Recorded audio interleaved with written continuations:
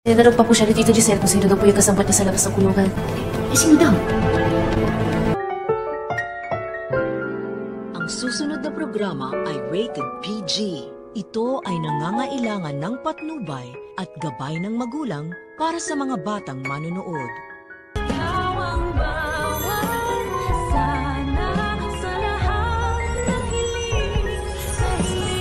Ang lahat ng nasa preso, masama. Sa nga nandun yung mga mas mababait eh.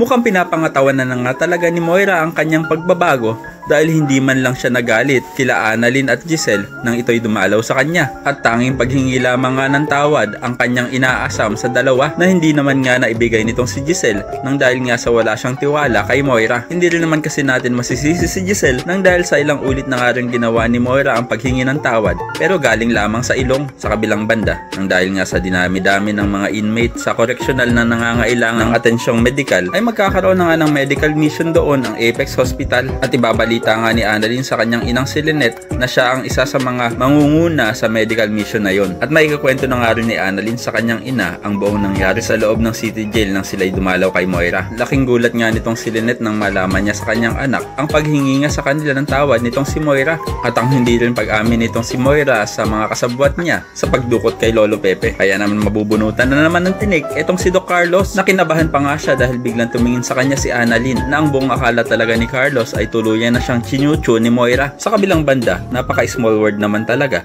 dahil magiging pasyente pa nga talaga nitong si Annalyn ang anak ni Madam Lotus at ito'y walang ibang nga kundi si Carla na ooperahan na at gustong gusto nga ni Carla na makita ang kanyang ina at masamaan sana siya sa kanyang operasyon ngunit hindi naman pwede dahil ito'y nakakulong. Kaya naman itong si Annalyn ang magiging tulay para makapag-usap ang dalawa pero hindi nga lang personal. Samantala, ikakwento naman ni Lynette kay Aling Susan at Josa na duda siya sa tuluyang pagbabago nitong si Moira na baka naghahanap lang daw si Moira ng way para makaganti na siya ng tuluyan kay Lynette. Ikaw, naniniwala ka ba sa tuluyang pagbabago nitong si Moira? Maaari kang mag-iwan na iyong saloobin dyan sa ibaba at pakilike na rin po ang video na ito para hindi ka mahuli sa updates ng abot kamay na pangarap.